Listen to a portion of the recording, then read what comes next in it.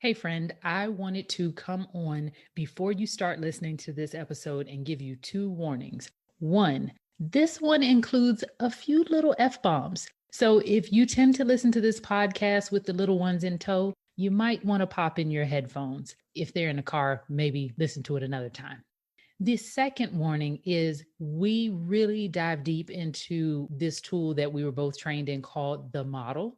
And I am including an example of it in the show notes so that if you're not as familiar with it, you can follow along. If you have not listened to episode number 3 about dealing with overwhelm, you can go to that episode first to get a better understanding about what the model is and then listen to this episode. I hope you enjoy.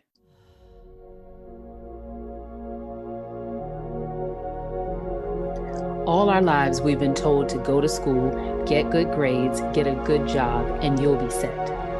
How's that working out for you? I'm TaVona Denise, physical therapist turned life and business coach, and I'm on a mission to help you create a life you love and a business on your terms. If you want more time, more freedom, more flexibility, I can help you create it. Welcome to Breaking Protocol, the show for women in healthcare who want more.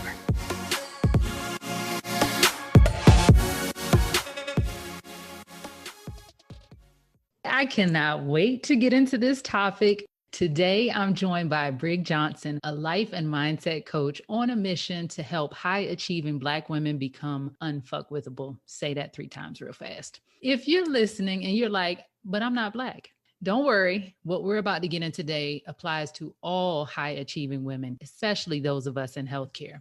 Brig's unique approach combines her knowledge as an advanced practice healthcare provider with her skill as a life coach. She gets laser focused on thought loop errors her clients may be experiencing and not only walks them through the process of releasing and replacing limiting beliefs, but she shows them how those beliefs are keeping them stuck. Her signature 3-step process helps clients get results through the process of creating a personal revolution in their thinking. After coaching with her, you will be your own Shiro, creating a life you love to live, recognizing your worth through sufficiency in every situation.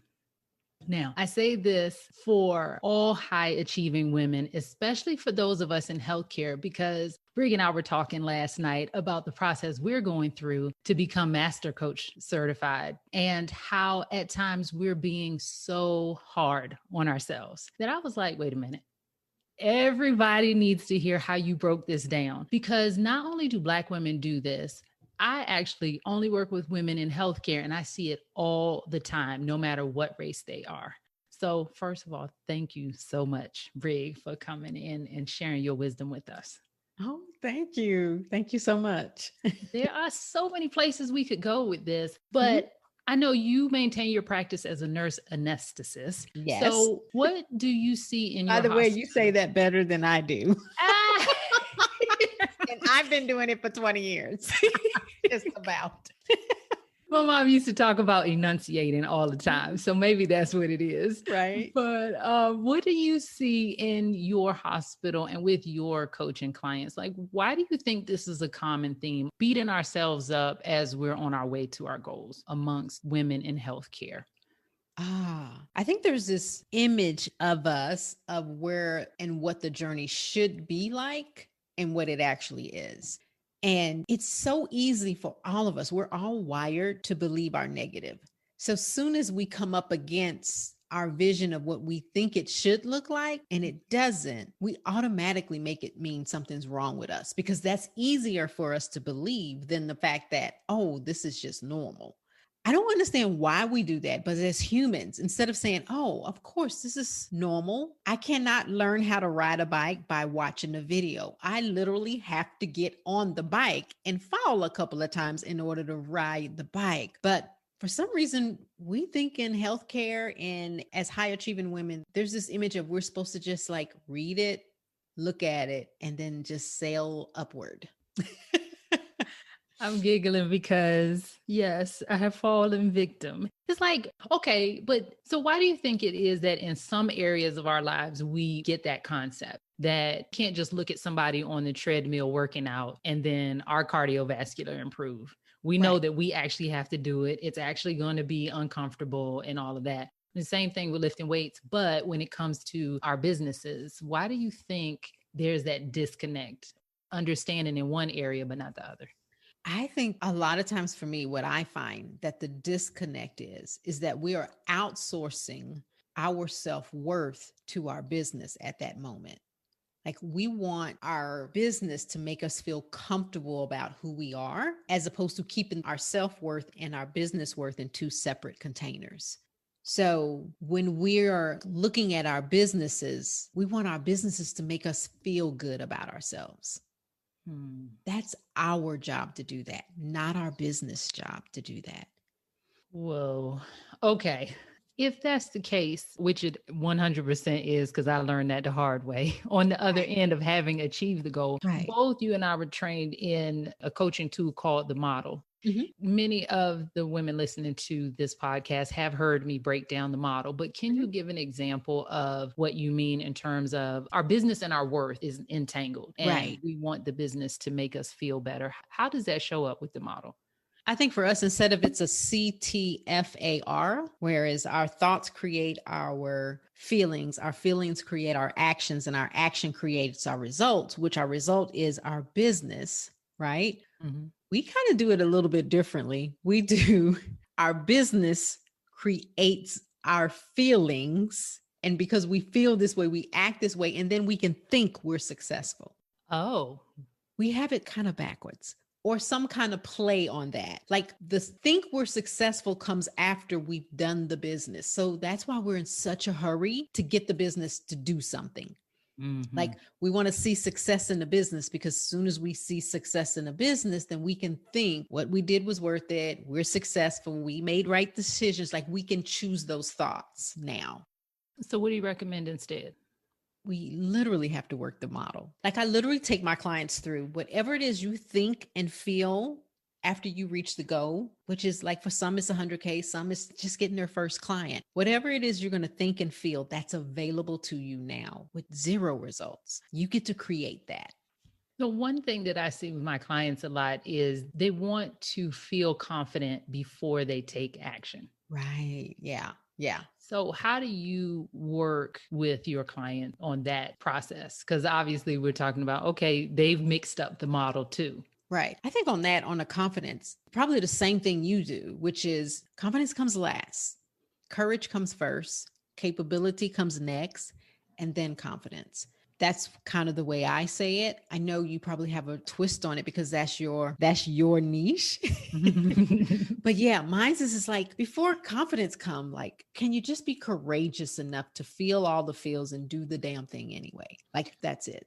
You touched on an interesting point there, because we're talking about feeling all the feels. And I know for me personally, this has been a challenge because I would just have a thought and skip the feeling or try to muscle through or resist the feeling and take a bunch of action to get my results. And I could get the results, but I was exhausted on the other end. So when you talk about feeling your feelings, like how does a person, especially us in healthcare, where if it's a cold blue, everybody can't be freaking out. So we have to keep calm and do what we need to do. So how do we start to untangle or undo that pattern if that's what we learn to do in our profession? Right. I think for one thing, we have to separate what it means to actually feel our feelings. A lot of times we think feeling our feelings is reacting to our feelings. Reacting to our feelings during a cold is like, no. You can't do anything if you're reacting to your feelings, but you can totally do something if you're feeling your feelings. Like I'm feeling anxious, I'm feeling worried or whatever. It comes with you, but reacting to them and like, oh, that's different. There's a difference. How do they know if they are actually in the moment feeling the feelings or resisting the feelings? That's completely different, because resisting the feeling is when you're just pushing it down or trying to ignore it. Like, I don't want to feel this. It comes with some kind of way of, I'm going to resist it. I'm going to avoid it. I don't want to feel it. I don't have time for that. It's a pushing away of it. If it was a swing door, it wouldn't be able to open in and come in because you would be on the other side forcing the door so much. So And the more you force it, the more force it comes back with. That's the bad thing about resistance, is when we resist, it just actually grow. It's like the 2-year-old talking to us and saying, mama, mama. And then the more we ignore the 2-year-old, the 2-year-old just like, mama, mama, mama. So it's the same thing. Our brain is just saying, do you see the danger? Do you see it? Are you aware of it? It's there for a purpose. It's just saying, do you see it? Now, with our prefrontal cortex, we can definitely say, I see it. And actually, it really isn't a danger. I understand that you still think it is, but actually, here's a spotlight. It's not a boogeyman, it's a shadow. But that's what happens when we feel it and we look at it and we go towards it. I think that process can be very scary for many people, which Right. I think that's why we all need coaches. Right. Because we can't see it sometimes for what it is. And I think what you just talked about in terms of shining the light on it is what I do and what you do for your clients. Like, okay, let me stand next to you. I got the flashlight. It's okay. Let's do that. But you have a process, a 3-step process that you talked about, how you help them love their ugly. Can you tell me a little bit about that? Are you talking about the love yourself, own your shit, and be your own shero? Sure. Tell me more about that. Because I was like, I'm reading this bio, getting all excited about a 3-step process. I got my pen and paper and I'm ready. To love your ugly, that's really my process to becoming unfuckwithable. But to become unfuckwithable really is to love your good, your bad, and your ugly. I think it's easy for us. Most of us love our good. A few of us love our bad. But very rarely do we love our ugly and see that as a part of us. Like, we usually want to separate ourselves from it, cut it off, hide it, or we really want to convince ourselves to get right. Like, that's the, come on, get right. Like, we beat ourselves up. So it's either one of those two things that we do to our ugly.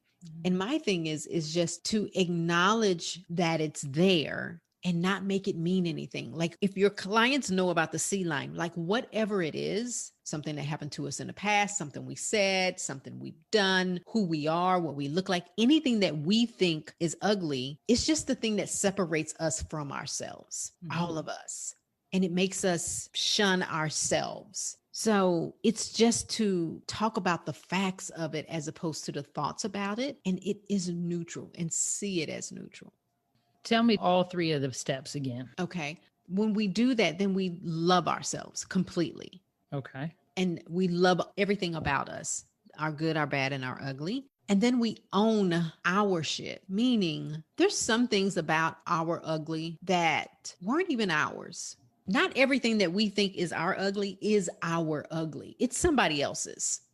Somebody did something, somebody said something, somebody had a result. Like, mothers have a tendency to do this with their kids. Like, their kids do something and we take it as our ugly. It's your kids. Give me an example.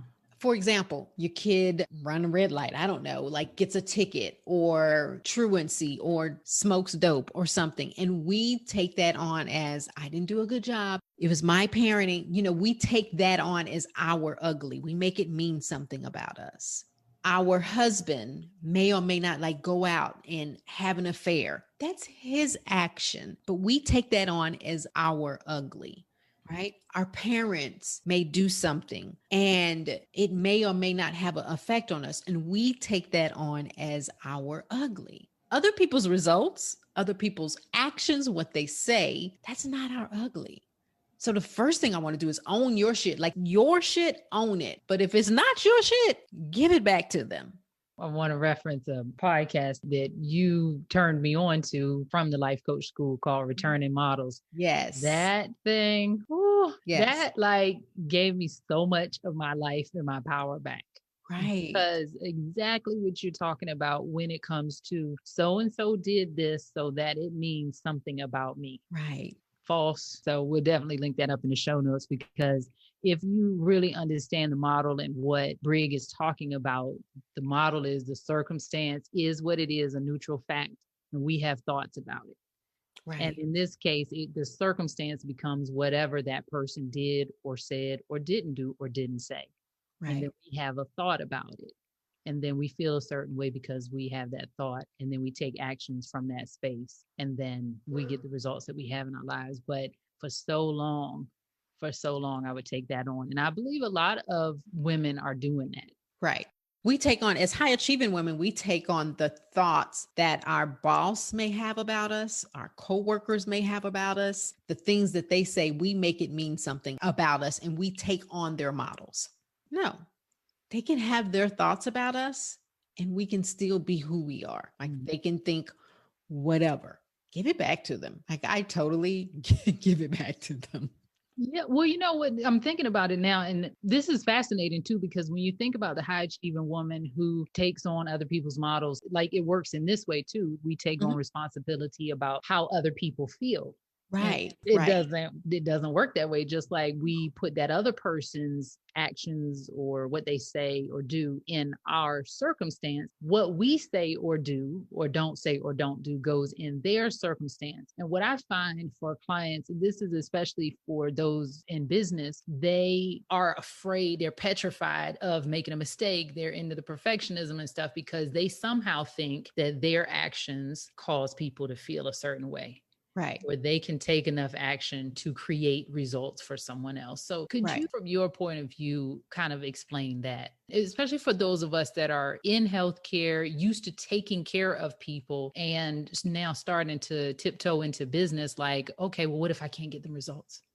Yeah, I think for high achieving women specifically, one of the things is we have a tendency to validate ourselves through our action. I use the term we are human doings. We are told to be human doings, not human beings. We literally want the validation. So we take all the actions because we operate as if our actions create a thought that they will have and that they will respond in a way that's favorable so that they validate us. So if we want someone else to validate us, then we just go on our A line and we just work. Like I want them to see I'm a good worker. I'm going to work extra. I'm going to do this. I'm going to do that. And in return, we think we're like influencing the other person to give us positive feedback so that we can feel good about ourselves. I tell everybody that's kind of the long way around. Like you can feel good about yourself without working yourself into a frenzy trying to change someone else's feelings about you because it never works. That's what we're taught as women in general, that what we do gives our value. Like think about it from the 1950s on, like, ooh, she can cook, she can clean, she could, like we would make the list. The list was what she could do, not who she was. Right? Like when they were describing the perfect woman is like what she can do. Like she can cook this, she can do this, she can clean, and she can have some kids. So it's what we do. And so we've kind of adopted that valuation of ourselves as opposed to we are enough just as we are. And so when we move from healthcare maybe to business, do the same thing. That's why we're in such a rush to get our business off the ground to show that we're doing something because we want the validation now to come from the business. See, I got it to 100K. Like, look, I'm successful. It's going to come. So we do all the things to try to create the results so that we can feel better.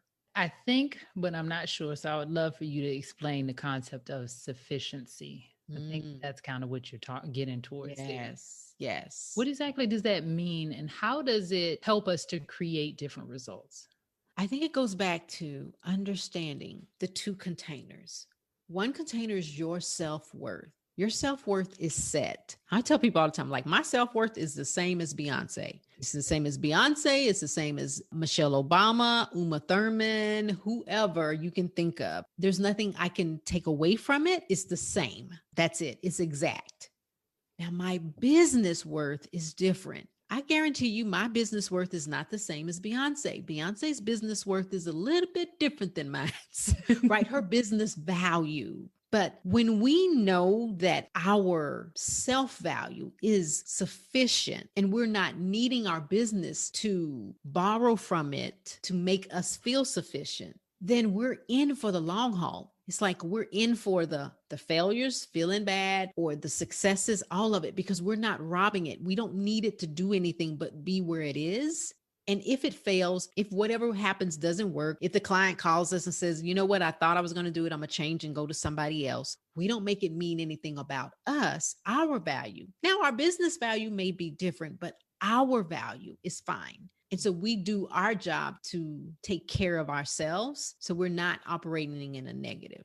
I think this is going to require a listen or two or three for people. We're definitely going to put the model in the show notes so you can look at what we're talking about. But if you were to just lay out a 1, 2, 3, how could a person really start to separate their self-worth from their business's worth so that they're not in a rush and they're not in a hurry? Like I definitely understand what you mean now about we're in a rush, we're in a hurry to get the business up and running, first client, 100K, whatever the goal is, because we think that we'll be happy or more valuable or worthy once we get that goal. So we're going to do all of the things and work ourselves into the ground. Or even if we haven't started a business, we're going to take the extra shifts when we don't want to and do all of those things so that people will think we're a good person or whatever. She's a good person. I love having her around. Right. She's such a hard worker. She's such a hard worker.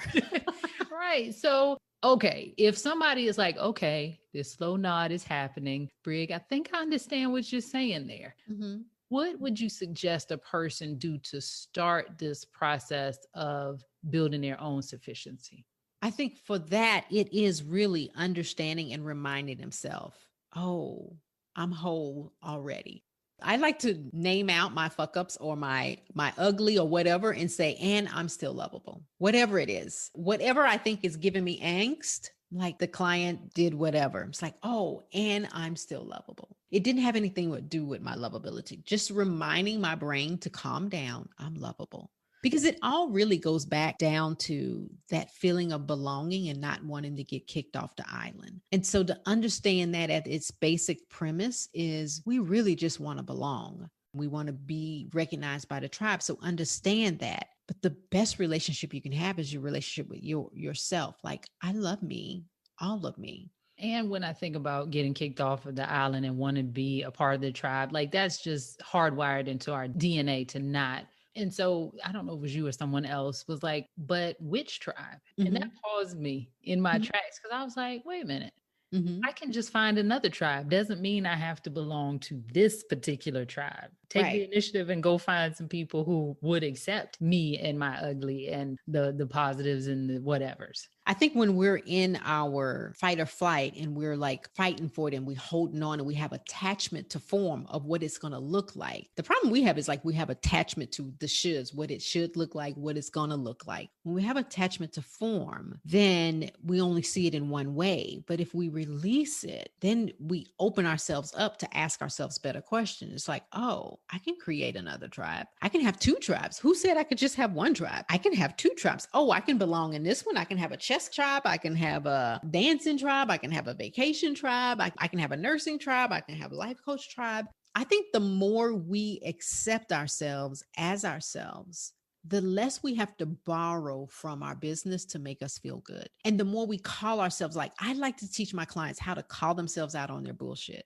Just literally call yourself out on it. What are you doing? I literally talk to myself all the time. And I tell myself, oh, you think there is better. I just slow down enough to ask myself, what am I doing? And then pay attention. Whenever I feel an emotion, I just feel it.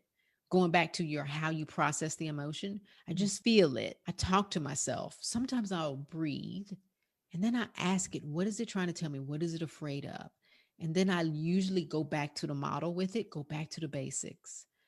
What am I afraid of? What am I thinking that's creating that feeling? And then call myself out on my bullshit on that. Because it's like, oh, you're feeling like you're never going to get there. Or you're feeling like somebody else is better than you. Or you're thinking this, you're thinking this. And so I just call myself out on it. You're thinking you're not supposed to have any hard times. This is a common one I tell myself all the time. It's like the only problem you're having is you're thinking it's supposed to be happening differently. Oh, you think you're not supposed to have your 50-50. This is just your 50. Yeah, I mean, and life is positive 50% of the time and negative 50% of the time. And it's really interesting because I think somewhere along the line, we got this misinformation that we're supposed to be, quote, happy all of the time. And it's like, well, would you appreciate your wellness if there were never times of illness? Would you appreciate the sun if there were never times of rain? Going back to just like we were talking about with the treadmill and working out versus our business, for some reason, we're like, okay, there's rain sometimes and it's not that big of a deal. Right. But we think, oh, there's this uncomfortable emotion. And then we go into a tizzy about that. Right. I think the uncomfortable emotion, and we go to a tizzy on it, is because we make it mean stop. We're not ready. We can't do it. We have thoughts about that. When we hit a speed bump, we use that as evidence that we're not supposed to be doing it. So that's why all the angst about it. Like, oh no, I'm not supposed to be doing this. I'm wrong. I wasn't made for this. I'm crazy, especially the high achieving woman, because we're always told to calm down. Society tells us you're dreaming too much. You're standing out too much. Calm it down. So whenever you can imagine if you're a high achieving woman and then society is telling you to calm it down, like stay in the box, and you're outside the box, and then you hit a road bump. Of course, the first thing you're going to say is, yeah, see, that's true. All it really means is that that's an opportunity for growth. That's the only thing a speed bump means, but we make it mean a whole bunch. I'm never going to get there. I wasn't supposed to do this. I was wrong. I wasn't meant for this. I should go back. All of it. Back to safety. Yes, exactly. Go back in the cave. Sleep on the floor with your fire.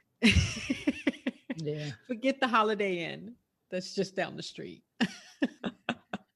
Oh my goodness. This is so good. Have we touched on everything? Is there anything else you think that the listeners need to know about when we talk about loving your ugly, not worrying about mistakes and what all this means? Yeah, I think when we really understand that we create our feelings, no one else does, our business doesn't, nothing else creates our feelings but us. We're responsible for how we feel all the time, all the time. When we really own that, like, oh, I'm feeling this way because I'm thinking something that's out of alignment from where I am. And I can feel that, and I'm willing to feel the discomfort too, but like really owning that. I just finished a masterclass on feeling our emotions. I think when we are able to feel all of our emotions, that is the thing that makes us unfuckwithable. When you're willing to experience any emotion, you just fly. I'm just going to put a pin in it right there because I have nothing to say. You are so right. I think if I could have a last word, it is, I think the beauty of doing this work is that we improve our relationship with ourselves. That's the best relationship you can ever have, is your relationship with yourself. And when you love yourself, all of it, then you're willing to go out there and shine a spotlight on you. Because if they find that your hair is blue, you've already done your work on it. You're like, yeah, my hair is blue. It's not like I have to hide it. Yeah. Or it's you've done your work and you're like, no, you may be interpreting as that, but no, I've done my work. My hair is not blue. And you give it back to them. So that's what doing your work is. It helps you to show up in your best self and have your own bag. But the reason why your relationship with yourself is so important is because then you learned how to do relationship with others.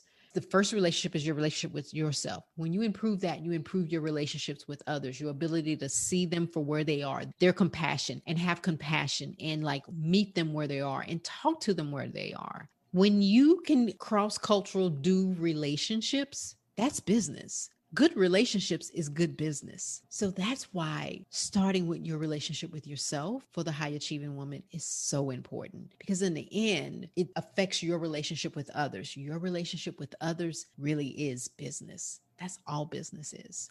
Touche.